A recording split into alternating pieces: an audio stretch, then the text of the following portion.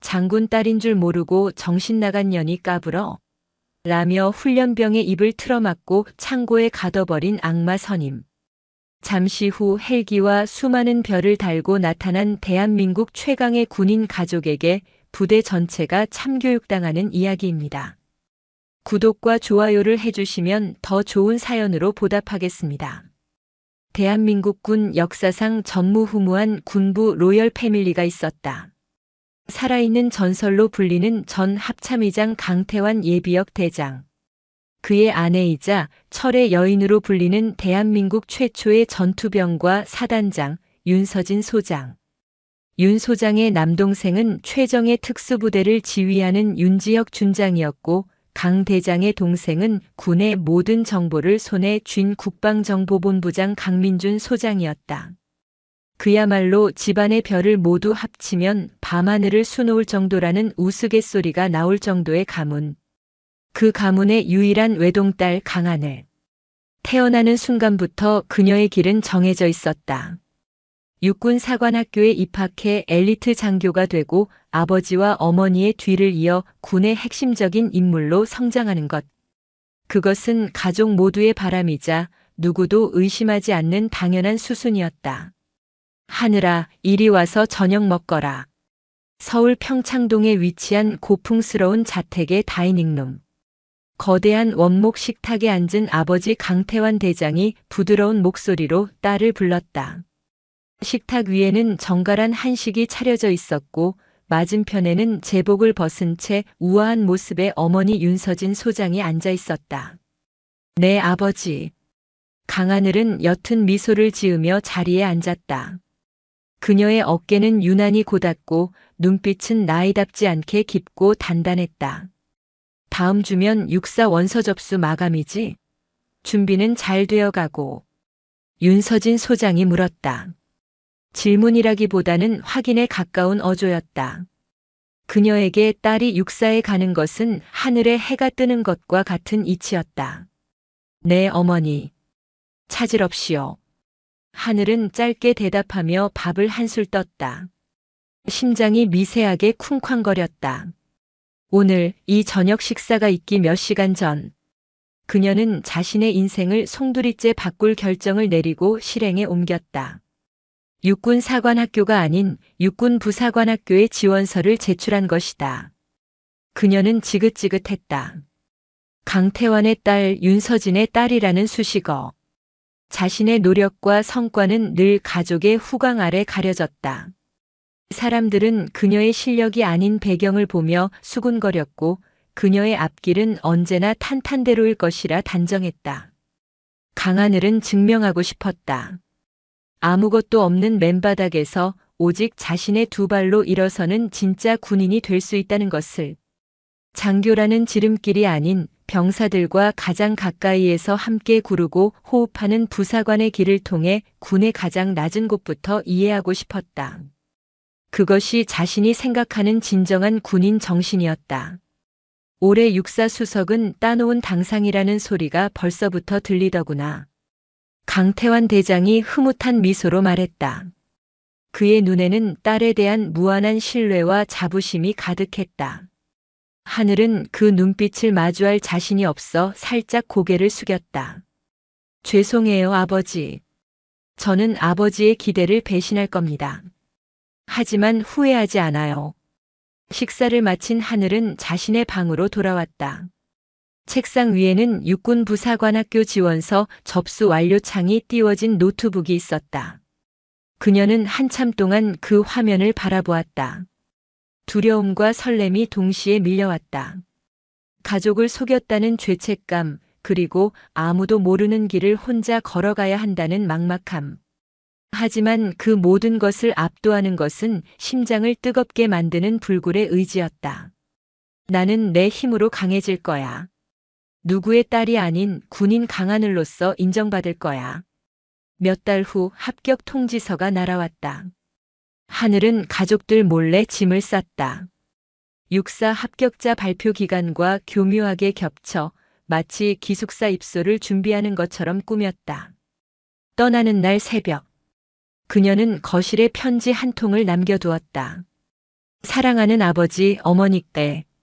이 편지를 읽으실 때쯤 저는 아마 논산으로 향하는 기차 안에 있을 겁니다. 죄송합니다. 저는 장교가 아닌 부사관의 길을 선택했습니다.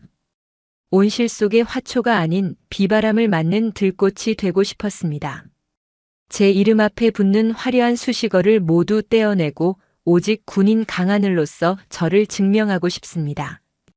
걱정 마세요.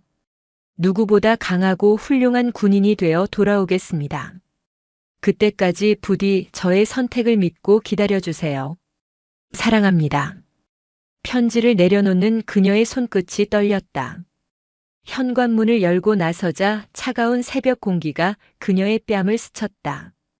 뒤를 돌아보자 자신이 태어나고 자란 거대한 집이 어둠 속에 고요히 잠겨 있었다.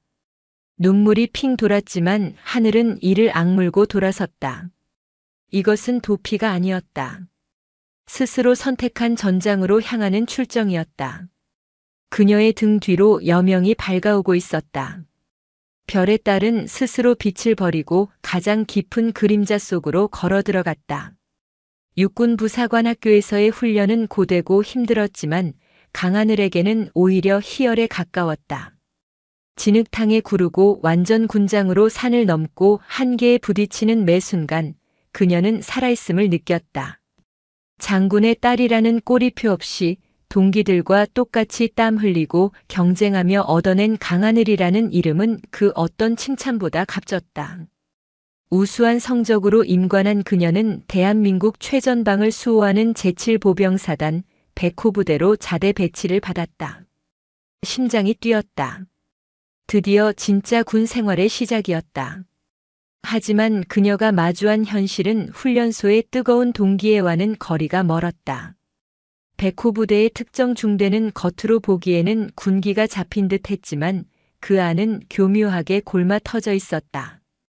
그리고 그 부패의 중심에는 황도준 병장이 있었다. 황도준은 병장이라는 계급이 무색하게 부대 내에서 왕처럼 군림했다.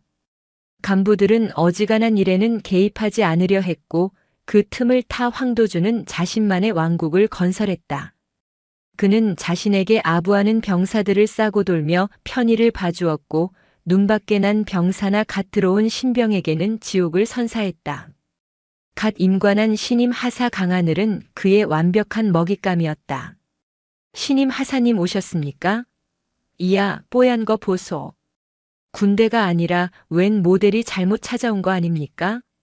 첫 대면에서부터 황도준은 비아냥거렸다. 그의 능글맞은 시선이 위아래로 자신을 훑는 것을 느끼며 하늘은 불쾌감에 속을 다졌지만 섣불리 감정을 드러내지 않았다. 사건은 하늘이 부대에 전입 온 지 일주일도 채 되지 않았을 때 터졌다. 취사장에서 식자재 관리를 감독하던 하늘은 황도준이 유통기한이 임박한 식자재를 빼돌려 자신과 친한 병사들과 몰래 끓여 먹으려는 장면을 목격했다. 명백한 규정 위반이었다. 하늘은 망설임 없이 다가갔다. 황도준 병장님, 지금 뭐 하시는 겁니까? 그 식자재는 정식으로 불출된 것이 아닙니다. 규정 위반입니다. 즉시 원위치시켜 주십시오. 그녀의 단호한 지적에 황도준의 얼굴이 순식간에 굳어졌다. 주변의 모든 소음이 멎고 공기는 칼날처럼 날카로워졌다. 황도준은 들고 있던 라면 봉지를 바닥에 툭 던지더니 하늘에게 천천히 다가왔다. 그의 눈에는 살기마저 어렸다. 뭐라고 했냐 지금? 야, 강하늘 하사. 너 지금 누구한테 가르치려 드는 거야? 가르치는 게 아닙니다. 규정을 말씀드리는 겁니다. 병사들의 위생과 직결된 문제입니다. 위생? 규정? 황도준이 코웃음을 쳤다. 그는 하늘의 바로 앞까지 다가와 그녀의 귓가에 독사처럼 속삭였다. 여기선 내가 규정이고 내가 법이야. 알아들어? 어디서 계급장 잉크도 안 마른 년이 기어와서 대들어? 너 군 생활 편하게 하고 싶지 않구나. 그의 입에서 풍기는 역한 담배 냄새와 노골적인 협박에 하늘은 순간 숨이 멎는 것 같았다. 하지만 그녀는 물러서지 않았다. 그녀가 꿈꿔왔던 군대는 이런 곳이 아니었다. 잘못된 것을 바로잡는 것이 군인의 임무라고 배웠습니다. 황 병장님의 행동은 명백히 잘못됐습니다. 그 순간 황도준의 손이 번개처럼 날아와 하늘의 어깨를 강하게 밀쳤다. 아, 이 시발년이 진짜. 퍽 하는 소리와 함께 하늘은 휘청거리며 뒤쪽의 식기 건조대에 부딪혔다. 스테인리스 식판들이 와르르 쏟아지며 요란한 소리를 냈다. 어깨에 타는 듯한 통증이 밀려왔지만 그보다 더한 것은 심장을 후벼 파는 모멸감이었다.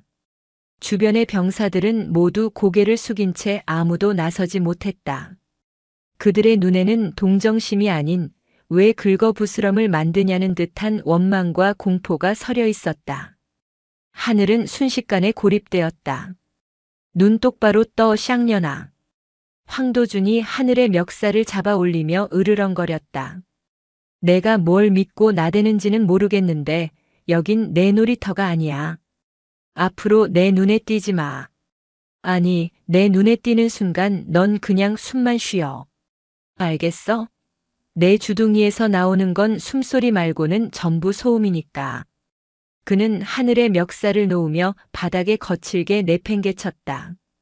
하늘은 차가운 타일 바닥에 주저앉아 그를 노려보았다. 그녀의 눈에는 눈물 대신 이글거리는 분노가 타오르고 있었다. 그날 이후 황도준의 지휘 아래 조직적인 가혹행위가 시작되었다. 하늘은 가장 힘들고 더러운 작업에 우선적으로 투입되었다. 한여름 땡볕 아래 제초 작업을 하거나 아무도 치우려 하지 않는 정화조를 청소하는 시기였다. 식사 시간에는 일부러 그녀의 식판에 흙을 뿌리거나 밤에는 관물대에 몰래 오물을 던져놓는 유치하고 악랄한 괴롭힘이 이어졌다. 더 견디기 힘든 것은 정신적인 고립이었다. 황도준은 다른 병사들이 하늘과 대화하는 것조차 금지시켰다. 그녀는 유령처럼 부대 안을 떠돌았다. 아무도 그녀에게 말을 걸지 않았고 눈도 마주치지 않았다. 그녀가 간절히 원했던 동료들은 모두 공포에 질린 방관자가 되어 있었다. 하사님, 그냥 참으세요. 저 새끼 원래 저런 놈이에요. 곧 제대하잖아요. 어느 날 밤 경계 근무를 함께 서던 한 이등병이 용기를 내속삭였다. 그것은 동정이었지만 동시에 체념의 말이기도 했다. 하늘은 대답 없이 먼 곳의 철책을 바라보았다. 참으라고? 불의에 눈 감고 부조리에 순응하라고? 그럴 거였다면 애초에 이 길을 선택하지도 않았다. 그녀의 칼날은 부러졌을지언정 싸우려는 의지까지 꺾인 것은 아니었다. 하지만 그녀는 알지 못했다.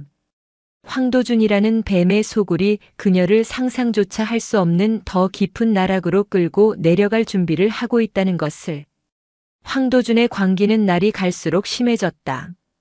강하늘에 꺾이지 않는 눈빛은 그의 비틀린 자존심을 매일같이 후벼 팠고 그녀를 완전히 굴복시키고 말겠다는 잔혹한 집착에 불을 지폈다. 그는 이제 부대원 전체가 보는 앞에서 노골적으로 그녀를 능욕하기 시작했다. 야, 강하네. 아니, 강하늘 하사? 전투 체육 시간 황도준이 운동장에 서 있는 하늘을 큰 소리로 불렀다. 하네라는 말은 하녀를 연상시키는 교묘한 언어 희롱이었다. 주변에서 낄낄거리는 비웃음 소리가 들려왔다. 이리 와서 내 전투화 좀 닦아봐. 흙먼지가 너무 많이 묻어서 뜀걸음 할 맛이 안 나네. 여군 하사는 이런 것도 잘한다며? 그는 하늘의 앞에 자신의 군홧발을 척 내밀었다. 명백한 하극상이자 모든 병사들 앞에서 그녀의 자존심을 짓밟으려는 의도였다. 하늘은 주먹을 꽉 쥐었다. 손톱이 손바닥을 파고드는 고통이 느껴졌다. 하지만 그녀는 움직이지 않았다. 대신 얼음처럼 차가운 목소리로 말했다. 전투화는 각자 관리하는 것이 원칙입니다. 황 병장님. 아, 이년이 아직도 정신을 못 차렸네. 황도준의 얼굴에 흉포한 미소가 번졌다. 그는 주변을 둘러보며 과장된 목소리로 외쳤다. 다들 들었냐? 신임 하사 나부랭이가 말년 병장한테 개기는 소리. 이야, 우리 부대 군기 한번 대단하다. 너 같은 암컷이 군대에 기어들어오니까 군기가 이 모양 이 꼴로 빠지는 거야. 암컷이라는 성별 자체를 비하하는 모욕적인 단어가 하늘의 심장에 비수처럼 꽂혔다. 그러나 그녀는 이를 악물고 버텼다. 여기서 무너지면 영원히 그의 노예가 될 뿐이었다. 성별을 비하하는 발언은 삼가주십시오. 황 병장님. 비하?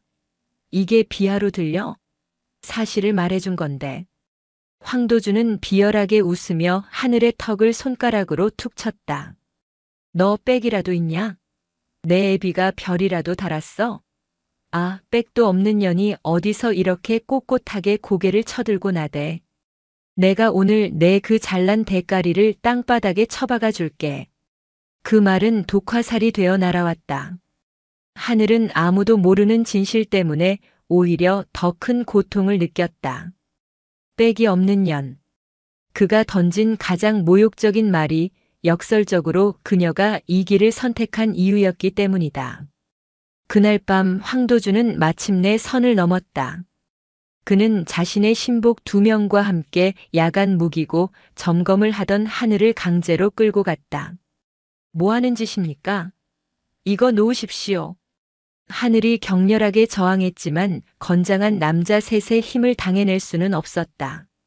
그녀는 질질 끌려 부대 후미에 있는 낡은 보급품 창고로 내던져졌다. 쿵하는 소리와 함께 차갑고 축축한 시멘트 바닥에 몸이 부딪혔다. 씨발 존나 앙칼지네. 황도준이 숨을 헐떡이며 창고 문을 닫아 걸었다. 희미한 전구 불빛 아래 그의 얼굴은 악마처럼 보였다. 강하늘. 내가 마지막으로 기회를 줄게. 지금이라도 무릎 꿇고 잘못했다고 빌어. 내 전투화라도 핥으면서 싹싹 빌면 오늘 일은 없던 걸로 해줄 수도 있어. 하늘은 바닥에 흩어진 먼지를 털며 천천히 일어섰다. 그녀의 입가에는 피가 맺혀 있었지만 눈빛만은 조금도 죽지 않았다. 내가 무릎을 꿇는 일은 죽어도 없을 거다. 그래? 그럼 어쩔 수 없지. 황도준의 표정이 싹 변했다. 그는 옆에 있던 병사에게서 두꺼운 박스 테이프를 빼앗아 들었다. 내가 그렇게 자랑스러워하는 그 주둥이 내가 오늘 영원히 틀어막아 주마. 어디 한번 계속 짖어봐. 소리가 나오나? 그가 다가오자 하늘은 뒷걸음질 치며 주변에 있는 낡은 철제 선반을 잡았다. 방어할 무기라도 찾으려는 필사적인 몸부림이었다. 하지만 황도준의 패거리들이 양팔을 붙잡아 꼼짝 못하게 만들었다. 나, 이 군인도 아닌 새끼들아. 하늘의 절규가 창고 안을 울렸다. 닥쳐. 황도준이 소리치며 테이프를 길게 뜯어냈다. 찍 하는 날카로운 소리가 공기를 갈랐다. 그는 하늘의 턱을 거칠게 움켜쥐고 그녀의 입을 향해 테이프를 감기 시작했다. 하늘은 필사적으로 고개를 저었지만 테이프는 무자비하게 그녀의 입을 겹겹이 봉쇄했다. 숨막히는 접착제의 역한 냄새와 입술이 찢어지는 듯한 고통이 한꺼번에 덮쳐왔다. 말하고 싶어도 말이 나오지 않는 끔찍한 무력감이 그녀를 덮쳤다. 이제 좀 조용하네. 황도준은 만족스럽다는 듯 웃으며 남은 테이프로 그녀의 손목까지 등 뒤로 돌려 꽁꽁 묶어버렸다. 저항할 수 있는 모든 수단이 사라졌다. 내가 뭘 믿고 나댔는지 모르지만 이젠 끝이야. 여기서 밤새도록 반성이나 해. 운 좋으면 내일 아침에 누가 발견해 주겠지. 운 나쁘면 쥐새끼들 밥이 되려나? 그는 하늘의 복부를 발로 한번 걷어찼다. 컥. 입이 막힌 채 외마디 비명조차 지르지 못한 하늘은 그대로 바닥에 쓰러졌다. 황도준과 그의 패거리들은 그런 그녀를 비웃으며 창고를 나갔다. 철컥하고 자물쇠가 걸리는 소리가 어둠 속에서 유난히 크게 울렸다. 완전한 암흑과 정적. 하늘은 차가운 바닥에 웅크린 채 가쁘게 숨을 몰아쉬었다. 입을 가로막은 테이프 때문에 호흡조차 힘들었다. 등 뒤로 묶인 손목은 피가 통하지 않아 감각이 무뎌지고 있었다. 복부를 맞은 충격으로 속이 뒤틀리는 것 같았다. 고통보다 더한 것은 지독한 굴욕감과 공포였다. 아무도 오지 않을 것이라는 절망감이 스멀스멀 피어올랐다. 이대로 여기서 죽을 수도 있겠다는 생각이 들었다. 눈앞에 가족들의 얼굴이 스쳐 지나갔다. 늘 무뚝뚝했지만 속정 깊었던 아버지. 강인함의 상징이었던 어머니. 그들의 자랑스러운 딸은 지금 한낱 쓰레기처럼 버려져 있었다. 죄송해요, 죄송해요, 아버지, 어머니, 저 결국 해내지 못할 것 같아요. 의식이 점점 희미해졌다. 차가운 바닥의 냉기가 온몸으로 퍼져나갔고 하늘의 눈꺼풀은 천근만근 무거워졌다. 그녀는 마지막 남은 힘을 다해 눈을 뜨려 애썼지만 짙은 어둠이 그녀의 모든 것을 삼켜버리고 있었다. 그녀의 절규는 봉인되었고 별의 딸은 가장 깊고 차가운 어둠 속으로 가라앉고 있었다. 강원도 화천의 또 다른 부대. 이서와 하사는 생활관 침상에 누워 휴대폰을 만지작거렸다. 어둠이 내린 생활관에는 동기들의 나지막한 숨소리만이 가득했다. 그녀의 미간에는 희미한 걱정이 서려 있었다. 벌써 사흘째였다. 강하늘에게서 아무런 연락이 없는 것은 두 사람은 부사관학교 시절부터 유난히 각별했다. 냉철해 보이는 하늘의 따뜻한 속내를 알아본 것도 그녀가 대한민국 군부 최고의 로열 패밀리라는 엄청난 비밀을 털어놓은 유일한 상대도 서하였다. 그들은 임관하며 서로 다른 부대로 헤어지기 전 한 가지 약속을 했었다. 무슨 일이 있어도 이틀에 한 번은 꼭 짧은 메시지라도 보내주기. 만약 사흘 이상 연락이 끊기면 그건 정말 심각한 상황이라는 신호로 알자. 물론 훈련이나 비상 상황으로 연락이 어려울 수 있다는 것은 안다. 하지만 하늘은 그런 경우 미리 알려줄 만큼 꼼꼼한 성격이었다. 서하는 애써 불안감을 떨치려 했다. 백호부대면 최전방이니까 훈련이 빡세서 그런 걸 거야. 피곤해서 그냥 잠들었겠지. 하지만 다음 날이 되어도 하늘의 카카오톡 프로필 사진 옆 숫자 1은 사라지지 않았다. 심장이 불길하게 쿵 내려앉았다. 이것은 단순한 훈련 상황이 아니었다. 하늘에게 무언가 일이 생긴 것이 틀림없었다. 서하는 안절부절 못하다 결국 행동에 나서기로 했다. 점심시간 그녀는 부대 내 공중전화로 달려갔다. 수첩에 적어둔 백호부대 민원 안내실 번호를 눌렀다. 몇 차례의 신호음 끝에 무미건조한 목소리의 행정병이 전화를 받았다. 통신보안. 백호부대입니다. 무엇을 도와드릴까요? 아, 네. 수고 많으십니다. 저는 다른 부대에서 근무하는 부사관인데 혹시 그곳 오중대 소속 강하늘 하사와 잠시 통화가 가능할까 해서요. 강하늘 하사요? 잠시만요. 수화기 너머로 서류를 뒤적이는 소리와 키보드를 두드리는 소리가 들렸다. 서하는 마른 침을 삼켰다. 제발 제발 아무 일 없기를. 아, 강하늘 하사 지금 자리에 없는데요. 혹시 훈련 나갔습니까?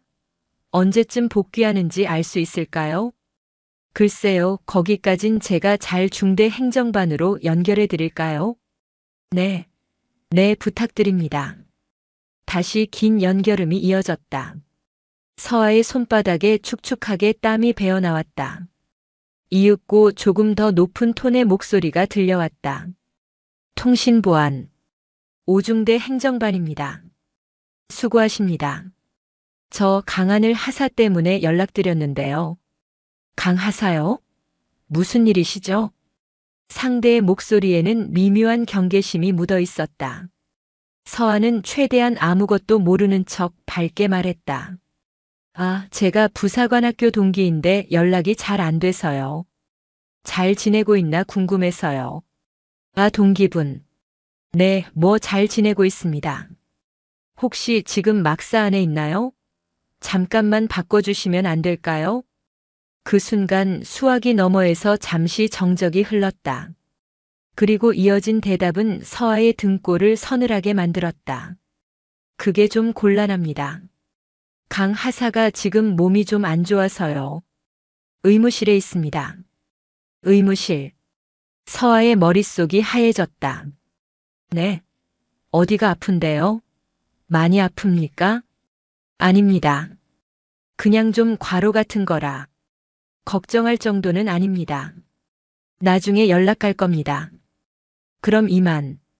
상대는 서둘러 전화를 끊으려 했다. 그 다급한 태도에서 서아는 무언가 숨기고 있다는 것을 직감했다. 잠깐만요. 그럼 의무실 전화번호라도 좀. 딸깍. 전화는 끊어졌다. 서아는 차갑게 식어버린 수화기를 든 채 한동안 멍하니 서 있었다. 과로? 아니다. 무언가 있다. 하늘이처럼 강한 애가 과로로 의무실에 갈 리가 없다. 설령 그렇다 해도 동기에게 전화 한 통 못할 정도일 리가 없다. 부대의 반응은 명백히 무언가를 은폐하려는 자들의 태도였다. 그날 밤 서아는 잠을 이룰 수 없었다. 머릿속에서는 온갖 끔찍한 상상들이 피어올랐다. 부사관 학교 시절 교관들이 귀에 못이 박히도록 말했던 부대 내 악습과 부조리들. 만약 하늘이가 그런 일에 휘말린 것이라면 가족 배경을 숨긴 채 혼자 들어간 하늘이가 악질 선임이라도 만난 것이라면 생각이 거기에 미치자 더 이상 망설일 수 없었다. 서아는 관물대 가장 깊숙한 곳에 넣어둔 작은 수첩을 꺼냈다. 그곳에는 하늘이가 임관식 날 눈물을 글썽이며 적어준 번호가 있었다. 서아야, 이건 우리 엄마 번호야. 정말 만에 하나 내가 죽을 것 같은 위기에 처했는데 내 힘으로 아무것도 할 수 없을 때. 그때 딱 한 번만 써. 그전에는 절대 안 돼. 약속해. 하늘이의 목소리가 귓가에 생생하게 울렸다. 그녀는 약속을 깨야 한다는 죄책감과 친구를 구해야 한다는 절박함 사이에서 고뇌했다. 하늘이의 자존심, 스스로의 힘으로 일어서고 싶다던 그 간절한 꿈을 짓밟는 행위가 될 수도 있었다. 하지만 지금은 자존심이 문제가 아니었다. 하늘이의 목숨이 걸려 있을지도 모른다. 미안해, 하늘아. 나 도저히 못 참겠어. 내가 나를 원망해도 어쩔 수 없어. 서아는 비장한 각오로 마음을 굳혔다. 그녀는 평소 알고 지내던 선배 부사관에게 전화를 걸었다. 백호 부대에 아는 사람이 있다는 말이 기억났기 때문이었다. 선배님, 저 서아입니다. 밤늦게 죄송합니다. 서아. 웬일이야? 혹시 백호 부대 5중대에 대해서 아시는 거 있으십니까? 백호 부대 5중대? 아, 거기 말 많지. 왜? 거기에 제 동기가 있는데 혹시 그 중대 분위기가 어떤지 좀 알아봐 주실 수 있을까요? 황도준이라는 병장이 있다고 하던데. 전화기 너머의 선배는 잠시 침묵하더니 목소리를 낮춰 말했다. 황도준? 너 거기랑 엮이지 마라. 그 새끼 완전 개쓰레기야. 간부들도 못 건드리는 미친놈이라고 소문 파다해. 신병들한테 악마로 군림하는 놈인데 내 동기가 거기 있다고. 심장이 철렁했다. 내 여자 동기입니다. 선배는 한숨을 길게 내쉬었다. 일단 알겠다. 내가 아는 사람 통해서 알아보고 연락 줄게. 근데 기대는 마라. 다들 몸 사려서 제대로 된 말 듣기 힘들 거야. 1시간이 지났을까? 휴대폰이 짧게 진동했다. 선배에게서 온 메시지였다. 확인했다. 내 동기 그 황도준한테 제대로 찍힌 것 같다. 며칠 전부터 애가 보이지 않는다는 소문이 돈다. 간부들은 쉬쉬하고 있고 병사들은 겁먹어서 아무도 입을 열지 않는다. 상황이 아주 안 좋다. 이건 그냥 넘길 일이 아닌 것 같다. 메시지를 읽는 서아의 손이 사시나무처럼 떨렸다. 보이지 않는다. 그 세 글자가 그녀의 이성을 마비시켰다. 눈앞이 캄캄해졌다. 그녀는 더 이상 지체할 수 없었다. 떨리는 손으로 하늘이의 어머니 윤서진 소장의 번호를 눌렀다. 통화 버튼을 누를 용기는 차마 나지 않았다. 대신 그녀는 자신의 모든 절박함과 친구를 향한 걱정을 담아 한자 한자 문자를 입력하기 시작했다. 긴급 윤서진 장군님. 저는 강하늘 하사의 임관 동기 이서아 하사입니다. 다름이 아니오라 하늘이와 사흘째 연락이 두절되었습니다. 부대 측에서는 과로로 의무실에 있다고 하지만 다른 경로로 확인한 결과 며칠째 행방이 묘연하다고 합니다. 부대 내 특정 병사에게 지속적인 괴롭힘을 당했다는 정황도 있습니다. 부디 하늘이의 신변을 확인해 주십시오. 감히 장군님께 이런 연락을 드려 죄송합니다. 하지만 상황이 너무나도 위급하다고 판단되었습니다. 전송 버튼을 누르는 그녀의 눈에서 뜨거운 눈물이 후드득 떨어졌다. 미안해 하늘아. 그리고 제발 무사해줘. 그 짧은 문자 메시지 한 통이 감히 누구도 깨울 엄두를 내지 못했던 대한민국 군부 최강의 사자들을 깨우는 비상벨이 될 것이라는 사실을 아직은 아무도 알지 못했다. 육군 제5군단 사령부. 시계는 자정을 넘어서고 있었다. 군단장실의 불은 꺼지지 않은 채 책상 위 스탠드 불빛만이 방대한 작전 지도를 비추고 있었다. 대한민국 최초의 여성 군단장이자 철의 여인으로 불리는 윤서진 소장은 돋보기 안경 너머로 서류를 검토하고 있었다. 그녀의 집중력은 한치의 흐트러짐도 없었다. 그때였다. 고요한 집무실의 정적을 깨고 그녀의 개인 휴대폰이 짧게 핑하고 울렸다. 업무용이 아닌 지극히 사적인 용도의 휴대폰이었다. 평소라면 거들떠보지도 않았을 시간. 하지만 무언가에 이끌린 듯 그녀는 서류에서 눈을 떼고 휴대폰을 집어들었다. 화면에 떠있는 이름은 이서아 하늘이 동기. 윤서진의 미간이 미세하게 좁혀졌다. 딸의 유일한 친구이자 비밀을 공유한 동기. 그 아이가 이 시간에 자신에게 직접 연락할 이유가 없었다. 심장이 아주 희미하게 불길한 예감으로 조여왔다. 그녀는 메시지를 열었다. 그리고 다음 순간 윤서진의 시간은 완벽하게 멈췄다. 그녀의 눈동자가 한 줄 한 줄 문자를 따라 내려갈수록 평생을 유지해온 얼음장 같은 냉정함에 균열이 가기 시작했다. 연락 두절. 행방 묘연. 지속적인 괴롭힘. 신변 확인. 단어 하나하나가 날카로운 파편이 되어 그녀의 심장에 박혔다. 서류를 들고 있던 손에 힘이 풀리며 종이들이 바닥으로 스르르 쏟아졌지만 그녀는 인식하지 못했다. 그녀의 머릿속은 오직 하나, 피보다 진한 모성애와 군 지휘관으로서의 분노가 뒤섞여 폭발하기 직전의 용암처럼 들끓기 시작했다. 그녀는 안경을 벗어 던졌다.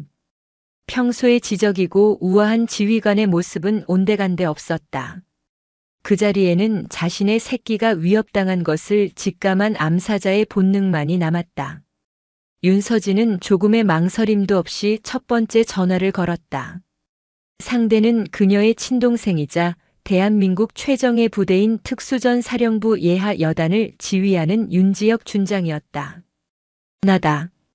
그녀의 목소리는 강철처럼 차갑고 단단했다. 평소에 다정한 누나의 목소리가 아니었다. 누나, 이 시간에 웬일이야? 수화기 너머에서 잠이 덜 깬 목소리가 들려왔다. 지금 당장 일어나. 비상이다. 하늘이한테 문제 생겼다.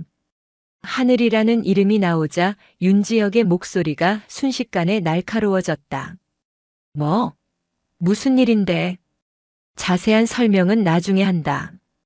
지금 즉시 내가 움직일 수 있는 가장 빠른 헬기와 최정예 작전팀을 꾸려 15분 내로 내 군단 사령부 헬리패드로 집결시켜. 단 한순간도 지체하지 마라. 그것은 부탁이 아닌 명령이었다. 윤지혁은 더 이상 묻지 않았다. 누나의 목소리에 실린 살기를 그는 누구보다 잘 알았다. 그것은 누군가의 목을 뜯어버리기 직전의 분노였다. 알았다. 15분. 정확히 맞춰가겠다. 전화를 끊은 윤서진은 곧바로 다음 번호를 눌렀다. 군의 모든 정보를 손에 쥔 남자 국방정보본부장인 시동생 강민준 소장이었다. 아주버님, 저 윤서진입니다. 형수님, 이 밤중에 어쩐 일이십니까? 제7사단 백호부대 5중대. 지금부터 10분 드립니다. 해당 중대 소속 중대장 이하 모든 간부 그리고 병사 전원의 인사기록, 신상정보, 부대 내 평판, 심리분석 데이터까지 전부 긁어모아 제게 전송하십시오. 특히 황도준이라는 병장. 그놈은 1분 1초 단위로 행적을 파악해서 따로 보고하세요. 지금 당장. 강민준 소장은 잠시 숨을 삼켰다. 형수의 목소리는 단순한 분노를 넘어 전쟁을 선포하는 지휘관의 그것이었다. 알겠습니다, 형수님. 5분 안에 초안보고 올리겠습니다. 마지막 전화는 단 한 사람에게만 허락된 번호였다. 그녀의 남편이자 군 전체의 존경을 받는 살아있는 전설 강태환 예비역 대장. 여보. 서진인가? 무슨 일이야? 늘 온화하던 남편의 목소리를 듣자 윤서진의 목소리가 아주 미세하게 떨렸다. 우리 하늘이가 위험해요. 서아라는 친구에게서 연락이 왔어요. 백호부대에서 끔찍한 일을 당하고 있는 것 같아요. 수화기 너머에서 침묵이 흘렀다. 그 침묵은 폭풍 전의 고요함처럼 무겁고 살벌했다. 강태환 대장은 단 한마디만 물었다. 어디라고? 제7사단 백호부대요. 알겠다. 짧은 대답과 함께 전화가 끊겼다. 하지만 윤서진은 알 수 있었다. 온화한 학자 같던 남편의 내면에서 잠자고 있던 전장을 호령하던 4개의 별을 단 야수가 완벽하게 깨어났다는 것을. 그 순간부터 대한민국 국방의 심장부는 보이지 않는 태풍의 눈으로 변했다. 특전사령부에서는 한밤중에 비상출동 명령이 떨어졌다. 윤지혁 준장은 전투복으로 갈아입으며 부하들에게 소리쳤다. 전원 최상급 전투장비 착용. 실탄장전. 이건 훈련이 아니다. 검은색 특수작전 헬리콥터의 로터가 굉음을 내며 돌기 시작했다. 국방정보본부의 서버실은 불이 환하게 켜지고 수십 명의 분석관들이 미친 듯이 키보드를 두드렸다. 강민준 소장의 지시 아래 백호부대 5중대의 모든 정보가 실시간으로 분석되어 윤서진 소장의 모니터로 전송되었다. 그리고 서울 평창동 강태환 대장은 조용히 옷을 갈아입었다. 그는 단 2군데에 전화를 걸었다. 첫 번째는 국방부 장관 비서실이었다. 나 강태환이요. 지금부터 제7사단에 내 가족의 일로 방문하겠소. 군의 공식적인 절차와는 무관한 일이니 내일 아침까지 그 어떤 불필요한 보고나 개입도 하지 말아주시오. 이것은 통보요. 장관조차 함부로 대하지 못하는 전설의 통보에 비서실장은 알겠습니다라는 말 외에 아무것도 할 수 없었다. 두 번째 전화는 그의 옛 부관에게였다. 나일세. 헬기 한 대 준비해주게. 지금 당장. 윤서진의 집무실, 거대한 스크린에 강민준 소장이 보낸 정보들이 쏟아져 들어왔다. 황도준 병장의 과거 행적, 다른 병사들을 상대로 한 가혹행위 기록, 그리고 간부들의 묵인과 방조에 대한 정황 증거들. 마지막으로 강하늘 하사의 휴대폰 마지막 신호가 잡힌 위치가 붉은 점으로 표시되었다. 부대 후미, 폐보급품 창고. 윤서진은 그 붉은 점을 보는 순간 온몸에 피가 역류하는 것 같았다. 그녀는 이를 악물었다. 잇몸에서 피맛이 나는 것 같았다. 쾅! 집무실 문이 거칠게 열리고 완전 무장한 윤지혁 준장이 들어섰다. 그의 뒤로는 검은 복장의 특전사 대원들이 도열해 있었다. 누나, 준비 끝났다. 바로 그때 창밖에서 또 다른 헬기의 굉음이 들려왔다. 강태환 대장과 강민준 소장이 탄 헬기였다. 군단 사령부 헬리패드 위 세 대의 헬리콥터가 미친 듯이 프로펠러를 돌리고 있었다. 그 아래 대한민국 군부 최강의 패밀리가 모두 모였다. 남편 강태환 대장, 아내 윤서진 소장, 시동생 강민준 소장, 친동생 윤지혁 준장. 그들의 얼굴에는 그 어떤 감정도 남아있지 않았다. 오직 지옥의 악귀조차 얼어붙게 할 만큼 차갑고 무자비한 분노만이 서려 있었다. 윤서진이 남편과 동생들을 돌아보며 나지막이 그러나 강철 같은 목소리로 말했다. 출동한다. 그녀의 눈빛이 북쪽 백호 부대가 있는 방향을 향했다. 백호 부대를 지도에서 지워버릴 각오로. 세 대의 헬리콥터가 동시에 땅을 박차고 밤하늘로 솟구쳤다. 그것은 단순한 이동이 아니었다. 감히 신의 영역을 침범한 어리석은 자들에게 내려질 강철의 심판을 예고하는 지옥의 서막이었다. 그 시각 강원도 철책에 위치한 백호부대 5중대 생활관. 모든 것이 끝났다고 생각한 황도준 병장은 의기양양했다. 그는 자신의 침상에 반쯤 누워 신복들에게 둘러싸인 채 무용담처럼 자신의 악행을 떠벌리고 있었다. 그 쌍년 표정 봤냐? 입에 테이프 처발라 놓으니까 깨갱 소리도 못 내더만. 어디서 굴러먹던 년인지 눈깔에 도끼만 가득 차가지고. 말입니다, 황 병장님. 속이 다 시원했습니다. 감히 황 병장님께 대드는 년은 저렇게 뼛속까지 밟아줘야 합니다. 옆에 있던 김상병이 아부를 떨었다. 생활관의 다른 병사들은 모두 죽은 듯이 침상에 누워 이불을 뒤집어 쓴 채 숨을 죽이고 있었다. 그들의 침묵 속에는 공포와 죄책감, 그리고 한 가닥의 연민이 뒤섞여 질식할 듯한 공기를 만들어내고 있었다. 아무도 감히 황도준의 광기에 맞서지 못했다. 바로 그때였다. 웅웅웅. 아주 희미하게 그러나 결코 무시할 수 없는 저음의 소리가 들려오기 시작했다. 땅바닥이 미세하게 떨리는 듯한 기분 나쁜 진동이었다. 뭐야? 이 시간에 헬기 소리가 왜 나? 한 병사가 중얼거렸다. 평소에 듣던 보급 헬기의 두두두 하는 경쾌한 소리가 아니었다. 훨씬 더 무겁고 위압적이며 심장을 짓누르는 듯한 굉음. 마치 거대한 맹수가 낮게 으르렁거리는 소리 같았다. 소리는 순식간에 가까워졌다. 이제는 생활관 창문이 덜덜 떨릴 정도였다. 황도준도 이상함을 느끼고 자리에서 일어났다. 시발 뭐야? 야간 비행 훈련이라도 하나? 병사들이 하나둘 창가로 몰려들었다. 그리고 그들은 자신들의 눈을 의심했다. 어두운 밤하늘을 찢고 세 대의 검은 헬리콥터가 산 능선을 넘어 부대를 향해 저공으로 날아오고 있었다. 일반적인 수송 헬기인 UH-의육식 블랙호크가 아니었다. 한 대는 특수 전용으로 개조된 침투 헬기였고 다른 두 대는 지휘관용으로 보이는 위풍당당한 기체였다. 미쳤다, 저건 뭐야? 왜 우리 부대로 오는 거지? 더욱 경악스러운 것은 그 헬기들의 움직임이었다. 그들은 지정된 헬리패드로 향하지 않았다. 마치 적진에 강습하듯 부대의 심장부인 중앙연병장을 향해 곧장 하강하기 시작했다. 콱! 세 대의 헬리콥터가 연병장 상공에 도착하자 프로펠러가 만들어내는 하강풍은 그야말로 폭풍과도 같았다.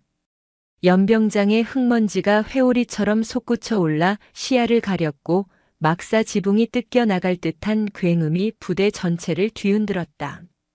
전원 밖으로 나와. 무슨 상황인지 파악해. 당직 사관, 당직 사령에게 보고해.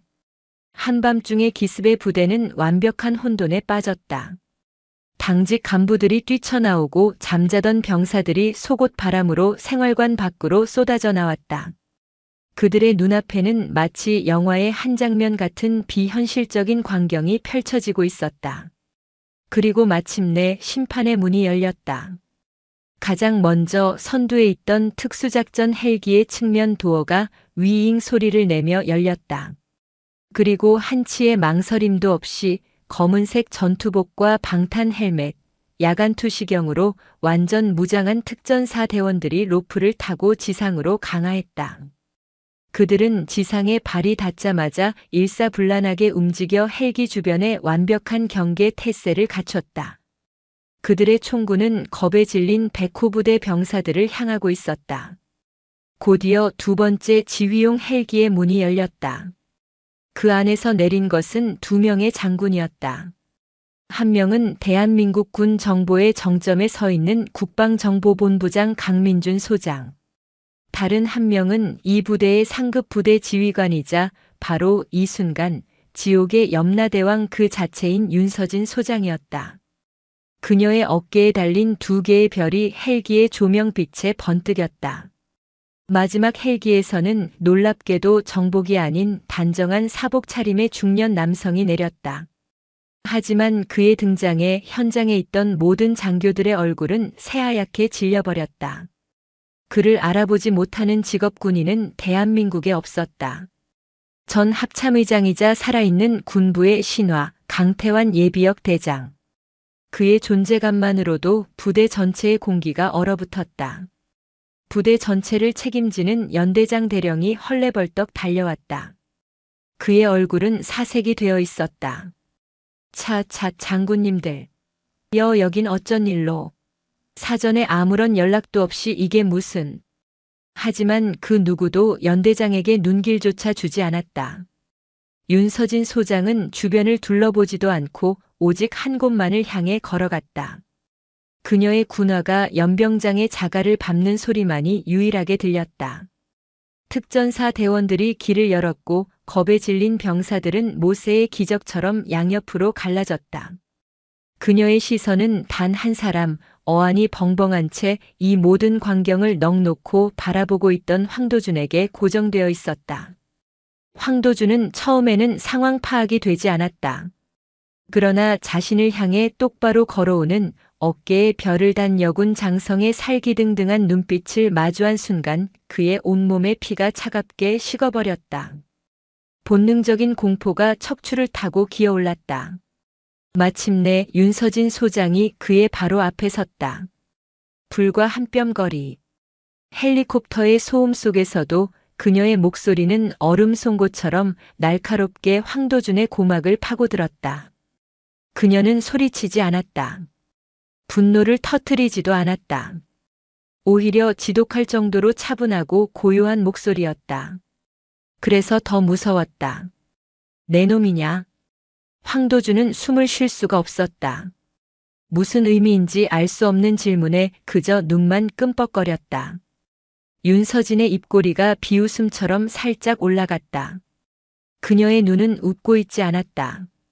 그 안에는 우주보다 더 차갑고 깊은 분노의 심연이 담겨 있었다. 내 놈이 감히 내 딸을 건드린 황도준이냐? 그 한마디에 황도준의 세상이 무너져 내렸다. 내 딸. 그 단어가 그의 뇌리에 번개처럼 내리꽂혔다. 그제야 모든 조각이 맞춰졌다. 왜 그토록 꺾이지 않았는지, 왜 그토록 당당했는지. 그가 백도 없는 년이라며 조롱하고 짓밟았던 신임 하사가 바로 눈앞에 서 있는 대한민국 최상위 권력자들의 피를 이은 존재라는 것을.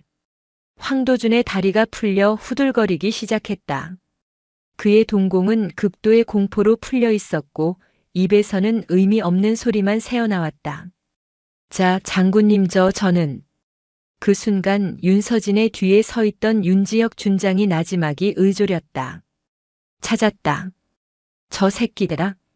지옥의 문이 활짝 열렸다. 내 놈이 감히 내 딸을 건드린 황도준이냐. 지축을 울리던 헬리콥터의 굉음도 겁에 질린 병사들의 숨소리도 그 순간만큼은 모두 사라졌다. 윤서진 소장의 얼음 같은 목소리가 연병장 전체를 지배했다. 황도준의 뇌는 사고를 거부했다. 내 딸이라는 세 글자가 그의 머릿속에서 의미 없이 맴돌았다. 그가 벌레처럼 짓밟고 창고에 처박아둔 그 하찮은 신임 하사가 눈앞에 서 있는 별 두 개를 단 여장군의 그리고 그 뒤에 버티고 선 대한민국 군부의 전설들의 핏줄이라고. 불가능한 일이었다. 현실일 리가 없었다. 악몽이었다. 이것은 분명 끔찍한 악몽의 한가운데일 뿐이었다. 자, 장군님 무슨 말씀이신지 저는. 그의 목소리는 제대로 된 음절을 만들어내지 못하고 공기 중에 흩어졌다. 부인하고 싶었지만 윤서진의 눈을 보자 그럴 수 없었다. 그녀의 눈은 내가 한 짓을 내가 모두 알고 있다고 말하고 있었다. 그 눈빛 앞에서 모든 거짓말은 의미를 잃었다. 털썩. 마침내 그의 다리가 버티지 못하고 그대로 주저앉았다. 군홧발이 자갈에 쓸리며 비참한 소리를 냈다. 한때 부대의 왕으로 군림하던 그의 모습은 온데간데 없었다. 그는 그저 사형 선고를 기다리는 죄인일 뿐이었다. 그때였다. 황도준이 미처 정신을 차리기도 전에 바람을 가르는 소리와 함께 거대한 그림자가 그를 덮쳤다. 이 개새끼가 특전사령관 윤지혁 준장이었다. 그는 그 어떤 군법이나 절차도 기다려주지 않았다. 성난 표범처럼 달려들어 바닥에 주저앉은 황도준의 멱살을 한 손으로 잡아챘다. 180cm가 넘는 황도준의 몸이 종이장처럼 허공에 들려 올라갔다. 컥, 컥. 목이 졸린 황도준의 얼굴이 순식간에 보라색으로 변했다. 내 놈 손으로 내 놈의 그 더러운 손으로 내 조카를 건드렸어. 말해봐, 이 버러지만도 못한 새끼야. 윤지혁의 눈은 분노로 시뻘게 충혈되어 있었다. 그는 평생을 혹독한 훈련으로 다져온 군인이었다.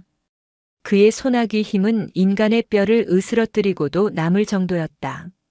황도준은 살기 위해 버둥거렸지만 윤지혁의 팔은 강철처럼 단단했다. 자, 장군님. 이러시면 안 됩니다. 군법에 따라. 사태의 심각성을 깨달은 연대장이 다급하게 외치며 말리려 했다. 하지만 그가 한 걸음을 떼기도 전에 그의 앞을 막아선 것은 전설 강태환 대장이었다. 강태환 대장은 소리치지 않았다. 그저 연대장을 조용히 바라볼 뿐이었다. 하지만 그 온화해 보이는 눈빛 속에는 1000개의 칼날이 숨겨져 있었다. 군법이라. 그의 나지막한 목소리에 연대장은 저도 모르게 걸음을 멈췄다. 자네의 부대에서 내 혈육이 대한민국 군의 장교가 될 아이가 쥐도 새도 모르게 사라져 목숨을 잃을 뻔했네. 그런데 이제 와서 자네 입에서 군법이라는 소리가 나오는가? 이 모든 것은 자네의 지휘 책임 아래 벌어진 일이야. 그런데도 감히 내 앞에서 군법을 논하려 해? 이 순간부터 자네는 이 부대의 지휘관이 아니네. 그저 직무유기라는 죄목으로 조사를 받아야 할 피의자일 뿐이야. 강태환 대장의 말 한마디 한마디는 연대장의 어깨에 달린 계급장을 무력화시키는 선고와도 같았다. 연대장의 얼굴에서 핏기가 가셨다. 그는 자신의 군 생활이 이 자리에서 끝났음을 직감했다. 그 사이 윤지혁의 분노는 극에 달했다. 그는 황도준을 바닥에 내팽개친 후 그의 팔을 뒤로 꺾었다. 우드득.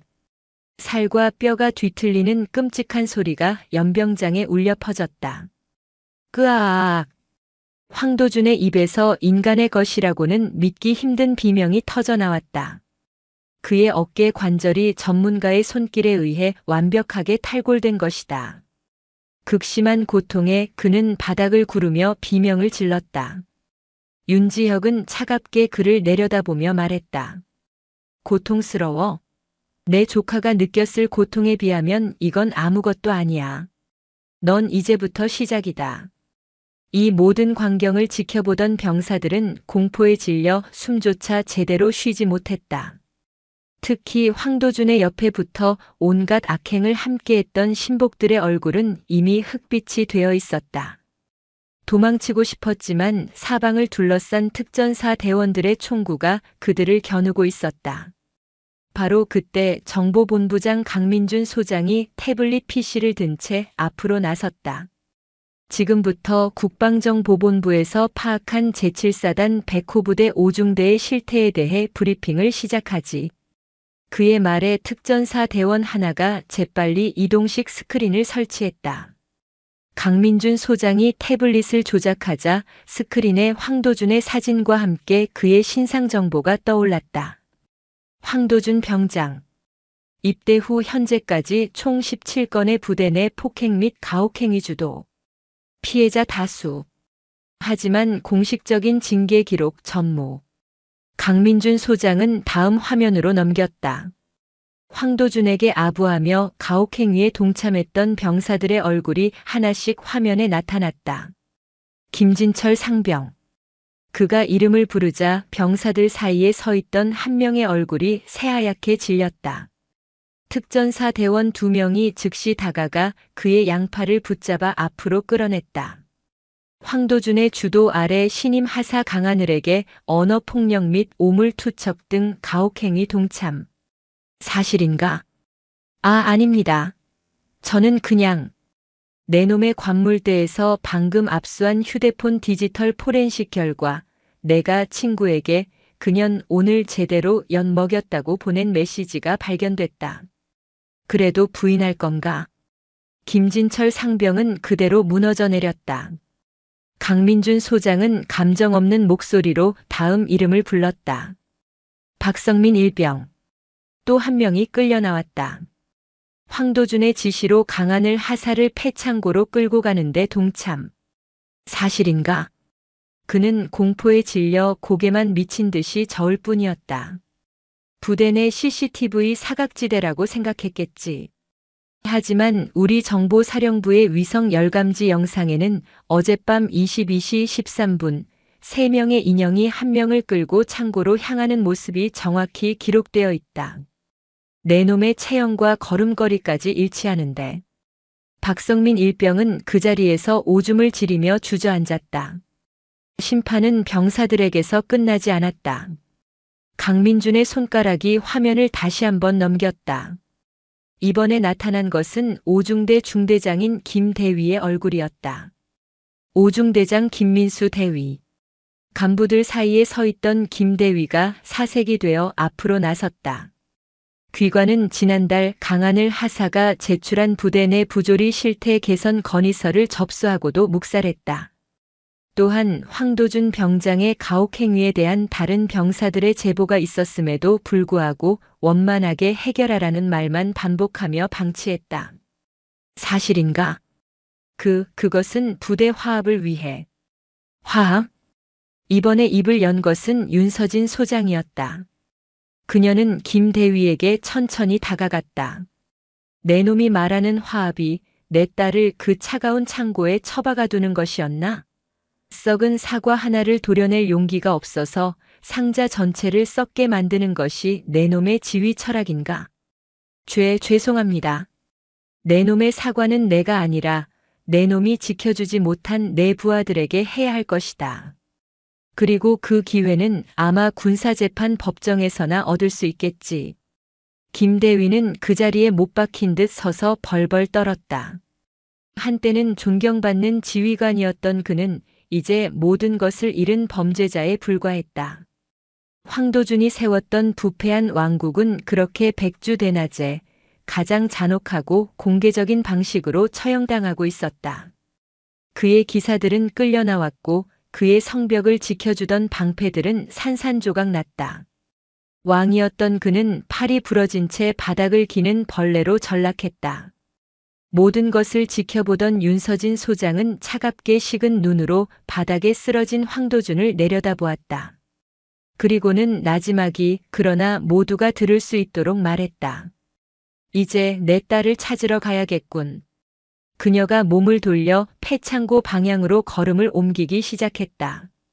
그녀의 뒤를 특전사 팀과 남편, 동생들이 따랐다. 그들의 발걸음 소리는 무너진 왕국의 폐허 위에 울려 퍼지는 장송곡과도 같았다.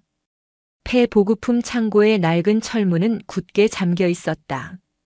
녹슨 자물쇠가 지난밤의 악몽을 봉인하고 있었다. 윤지혁 준장은 부하를 시켜 자물쇠를 제거하려 하지 않았다. 대신 그는 직접 나섰다. 비켜. 그는 짧게 말하고는 군홧발로 자물쇠가 달린 문고리 부분을 정확하고 강하게 걷어찼다. 쾅! 산 전체가 울리는 듯한 파열음과 함께 낡은 나무 문짝이 박살나고 경첩이 휘어지며 안쪽으로 열렸다. 자물쇠는 아무런 소용이 없었다. 문이 열리자 안에서는 퀴퀴한 먼지와 차갑고 축축한 곰팡이 냄새가 훅 끼쳐나왔다. 칠흑 같은 어둠만이 가득했다. 윤지혁이 손짓하자 특전사 대원 한 명이 강력한 전술 플래시라이트를 켰다. 한 줄기 강렬한 빛이 어둠을 가르며 창고 내부를 훑었다. 빗줄기는 버려진 군수품 상자들, 거미줄이 가득한 선반들을 지나 마침내 창고 구석의 한 지점에서 멈췄다. 그곳에 강하늘이 있었다. 그녀는 마치 버려진 인형처럼 차가운 시멘트 바닥에 웅크린 채 쓰러져 있었다.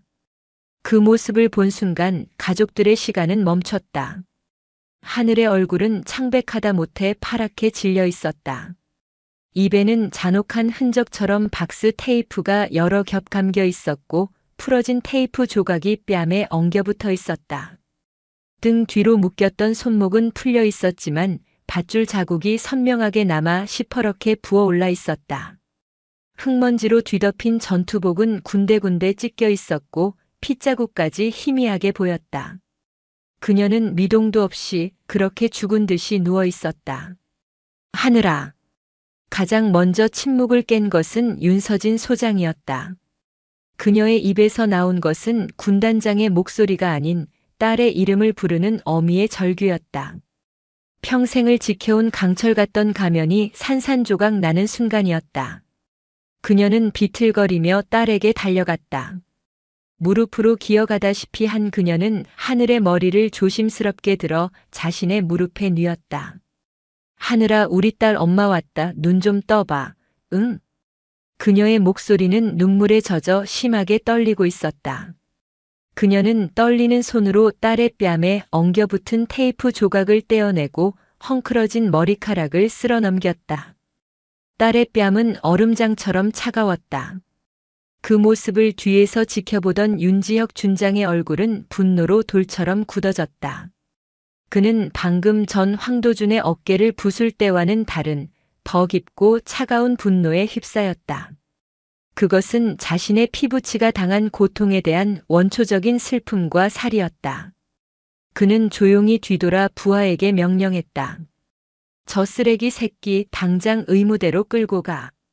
절대 죽게 두지 마. 헌병대에는 내가 직접 넘길 거다. 살려서 지옥이 무엇인지 아주 천천히 보여줘야 하니까. 그의 목소리는 뱀처럼 낮게 속삭여졌지만 그 안에 담긴 살기는 주변의 공기를 얼어붙게 만들었다.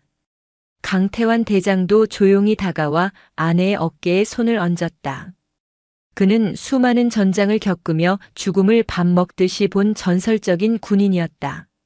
하지만 지금 그의 눈앞에 있는 것은 전장의 희생자가 아니었다. 세상에서 가장 소중한 자신의 딸이었다. 그의 눈시울이 붉어졌다. 그는 고개를 들어 자신들을 따라온 연대장과 간부들을 바라보았다. 그의 목소리는 지독할 정도로 고요했지만 그 어떤 호통보다 무겁게 그들의 심장을 짓눌렀다. 이것이 그대들이 말하던 전우회인가?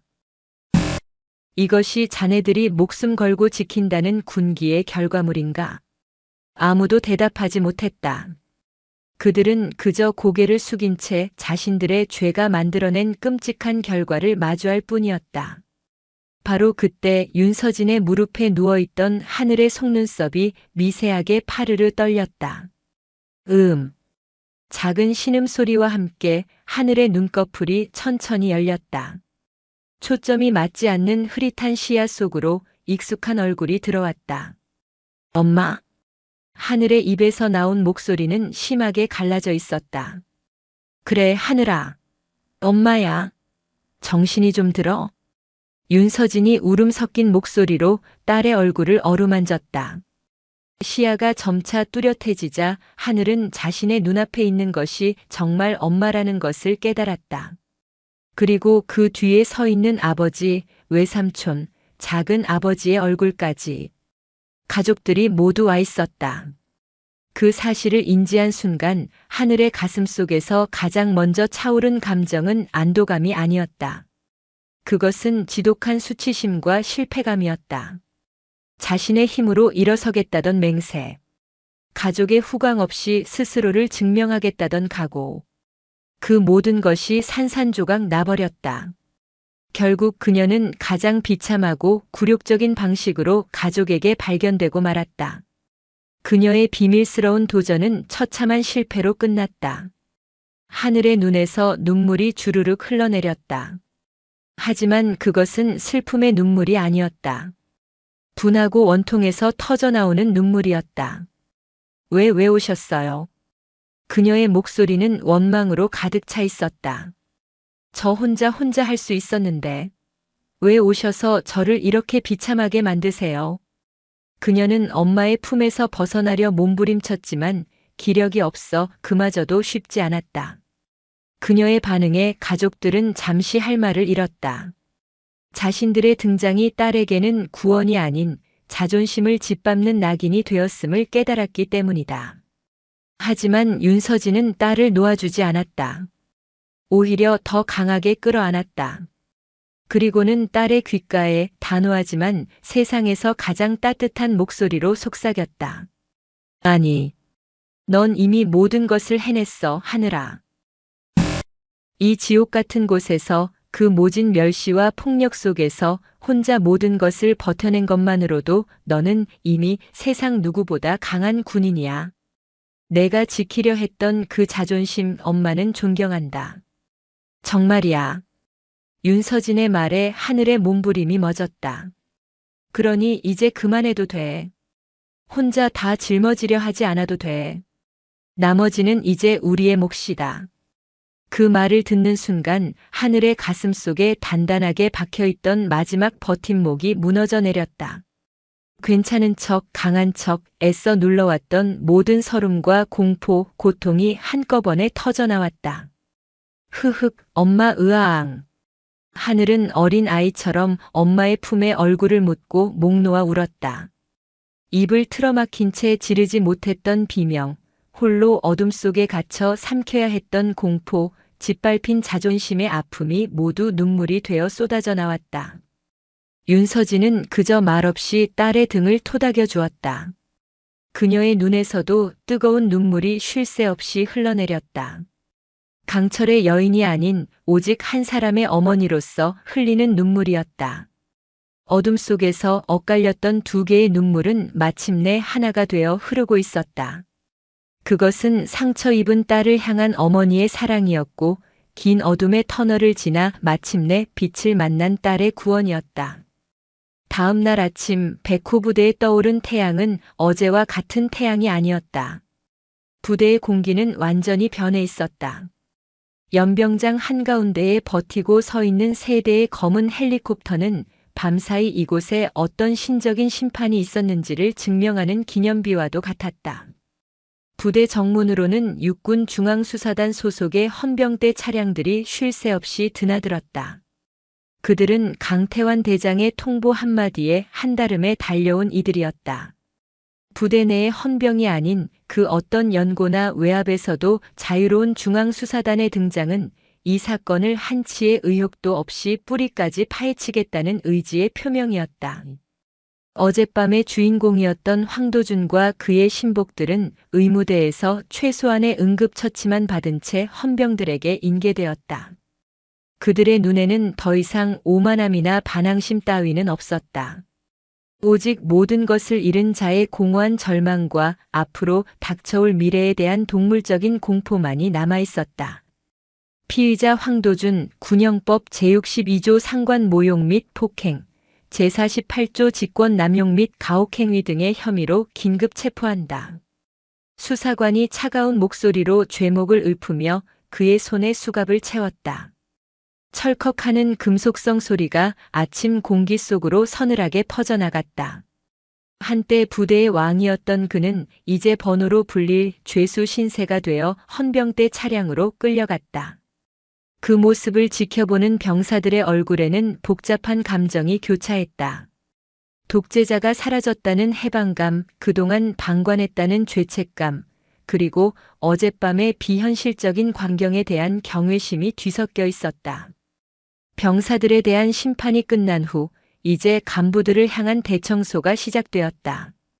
연대장실은 임시 군사법정으로 변해 있었다.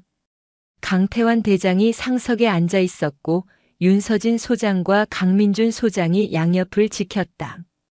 그들 앞에는 연대장을 비롯한 오중대 중대장, 소대장 등 직무유기에 책임이 있는 모든 간부들이 죄인처럼 서 있었다. 강민준 소장이 어젯밤과 마찬가지로 태블릿을 들어 보였다. 하지만 이번에 그가 제시한 자료는 차원이 달랐다. 김민수 대위. 자네는 부대 운영비를 횡령하여 개인적인 용도로 사용한 정황이 포착됐다. 또한 특정 부사관에게 편의를 봐주는 대가로 향응을 제공받았다는 제보도 있다. 연대장.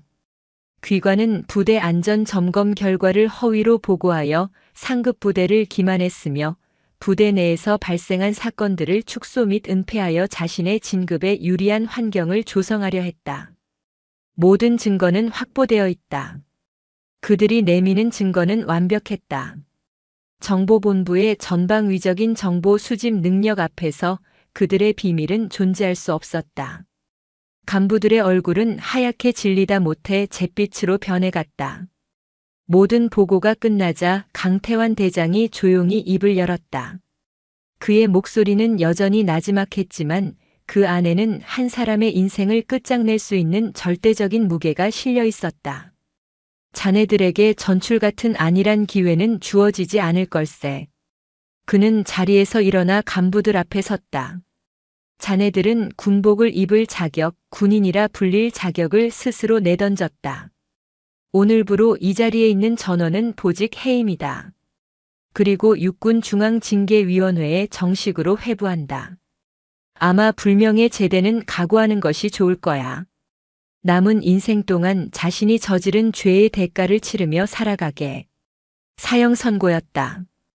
그들의 군 생활은 물론 사회에 나가서도 평생 따라다닐 주홍글씨가 새겨지는 순간이었다.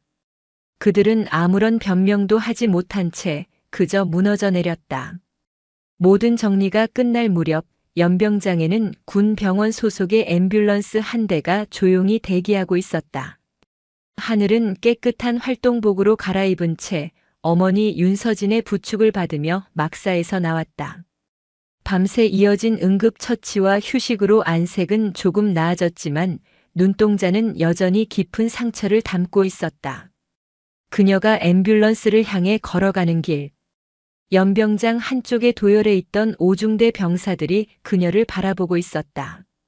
어제와는 완전히 다른 눈빛이었다.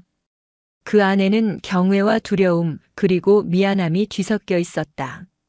그녀는 더 이상 만만한 신임 하사가 아니었다. 부패한 왕국을 무너뜨린 폭풍의 화신 그 자체였다. 그때 병사들 중 한 명이었던 예전에 하늘에게 그냥 참으라고 말했던 이등병이 그녀와 눈이 마주쳤다. 그는 잠시 망설이더니 다른 누구도 눈치채지 못하게 아주 작게 고개를 끄덕였다. 그것은 미안함과 고마움이 담긴 그가 할 수 있는 최선의 사과이자 경의의 표시였다. 하늘은 그를 잠시 바라보다 말없이 시선을 돌렸다. 앰뷸런스에 오르기 직전 윤서진 소장이 잠시 걸음을 멈추고 돌아섰다. 그녀는 연병장에 모인 모든 병사들을 향해 선포했다. 이 부대는 오늘부로 다시 태어난다. 그녀의 목소리는 마이크 없이도 부대 전체에 울려 퍼졌다. 썩은 것은 모두 도려냈다. 앞으로 이곳에 부조리와 악습은 없을 것이다. 만약 또다시 그런 일이 벌어진다면 오늘의 일을 기억하라. 서로가 서로의 인권을 지켜주고 약한 자를 보호하는 것이 진정한 군인의 의무이자 전우에다. 명심하도록. 그녀의 연설이 끝나자 병사들은 누가 먼저랄 것도 없이 허리를 숙여 경례했다. 명심하겠습니다. 우렁찬 목소리가 하늘을 찔렀다. 그것은 새로운 시대의 시작을 알리는 함성이었다. 마침내 하늘은 어머니와 함께 앰뷸런스에 올랐다. 문이 닫히고 차는 천천히 움직이기 시작했다. 하늘은 창밖으로 멀어지는 백호부대의 위병소를 바라보았다. 자신의 꿈과 자존심을 걸었던 곳, 그리고 생애 최악의 지옥을 경험했던 곳. 이제 증오심은 느껴지지 않았다. 그저 거대하고 시린 공허함, 그리고 그 잿더미 속에서 아주 희미하게 타오르는 작은 불씨 같은 것만이 남아있었다. 하늘은 조용히 눈을 감았다. 부러진 검은 거두어졌다. 육체의 상처를 치료하기 위해 병원으로 향하는 길. 하지만 그녀의 영혼을 치유하기 위한 진짜 싸움은 이제부터가 시작이었다. 국군 수도병원. 하늘은 창밖으로 보이는 서울의 풍경을 멍하니 바라보고 있었다. 사건이 있은 후 벌써 한 달이라는 시간이 흘렀다. 그동안 그녀의 몸에 남았던 상처들은 대부분 아물었다. 찢어졌던 입술, 멍들었던 복부, 시퍼렇게 부어올랐던 손목의 흔적은 이제 거의 보이지 않았다. 하지만 보이지 않는 상처는 여전히 그녀를 괴롭혔다. 밤이 되면 어김없이 악몽이 찾아왔다. 칠흑 같은 어둠, 숨막히는 테이프의 감촉, 자신을 비웃던 황도준의 얼굴이 반복해서 나타났다. 잠에서 깨면 온몸이 식은땀에 젖어 있었고 심장은 금방이라도 터질 듯이 뛰었다. 좁은 화장실에 들어갈 때면 폐쇄된 창고의 공포가 떠올라 숨이 가빠지기도 했다. 외상 후 스트레스 장애. 의사는 그렇게 진단했다. 그녀의 곁을 지키는 가족들의 모습도 변해 있었다. 어머니 윤서진 소장은 더 이상 군단장의 모습이 아니었다. 그녀는 매일 저녁 따뜻한 음식이 담긴 보온 도시락을 들고 병실을 찾았다. 군복이 아닌 평범한 사복 차림의 그녀는 그저 딸의 식사를 챙기는 어머니일 뿐이었다. 하늘아, 오늘은 내가 좋아하는 갈비찜 해왔어. 좀 먹어봐. 어머니는 말없이 밥 위에 고기를 얹어주었다. 하늘은 숟가락을 드는 것조차 버거웠다. 엄마. 응, 우리 딸. 저는 실패했어요. 그렇죠? 하늘의 목소리는 물기 어린 자조로 가득 차 있었다. 스스로 증명해 보이겠다고 큰 소리치고 나갔는데 결국 이렇게 됐어요.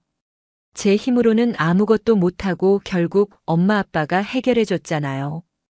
저는 그냥 온실 속 화초가 맞았나 봐요. 그 말을 듣는 윤서진의 마음은 미어지는 듯 했다. 그녀는 조용히 숟가락을 내려놓고 딸의 손을 잡았다.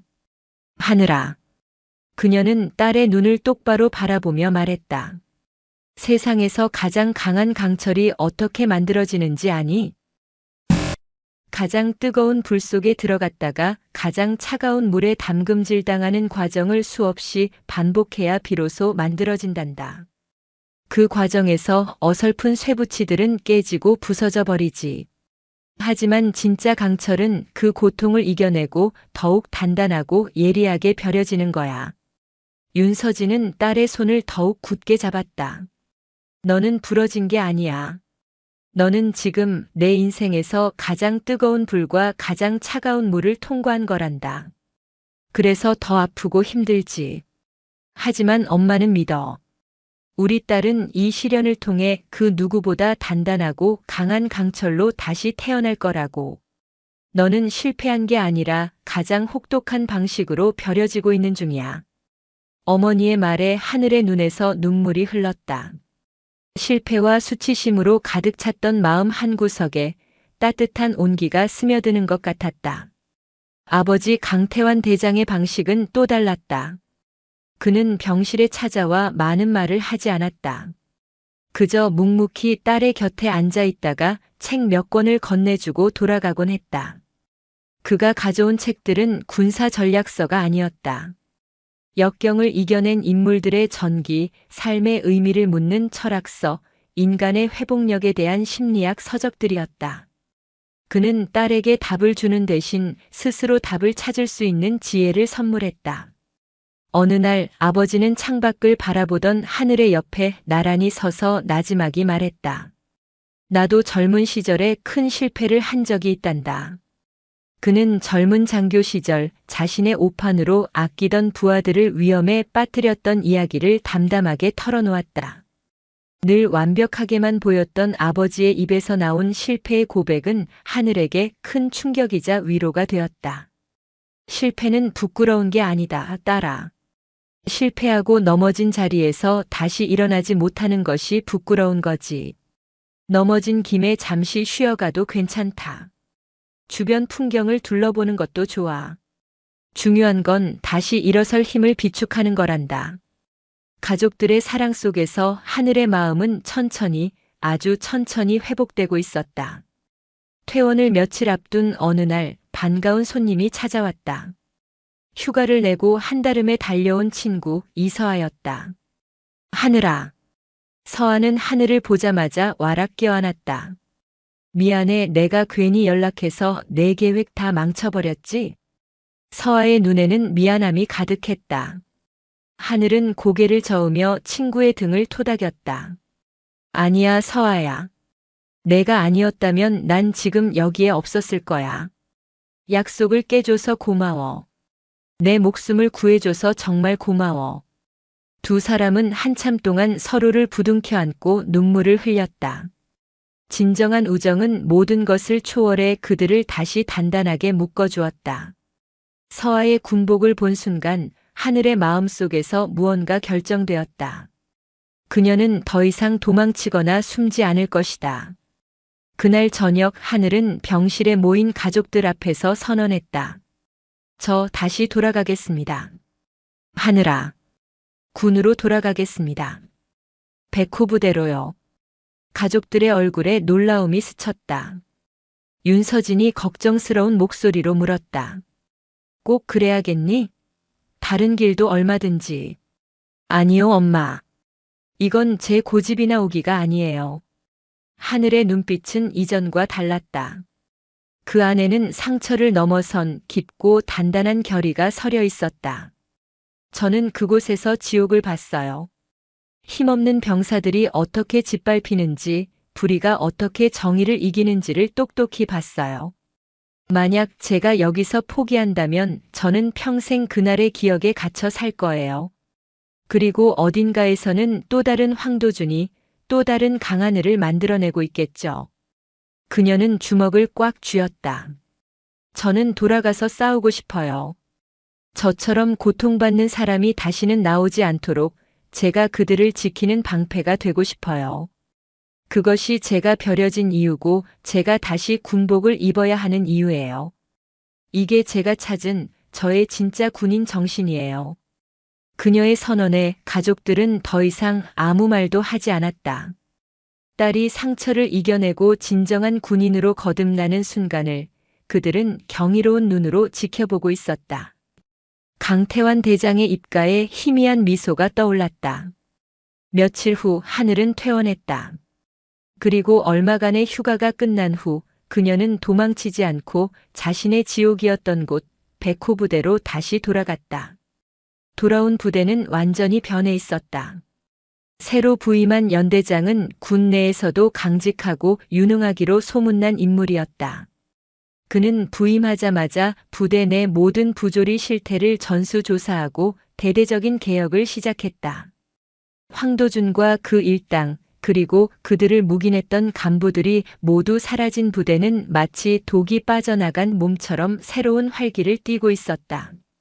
막사 곳곳에는 전우의 인권은 나의 사명, 용기 있는 고발이 건강한 부대를 만듭니다 같은 포스터가 붙어 있었다.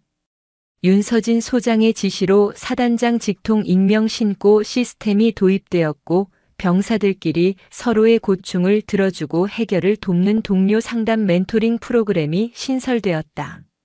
하늘은 그 프로그램의 첫 번째 멘토 중 한 명으로 임명되었다.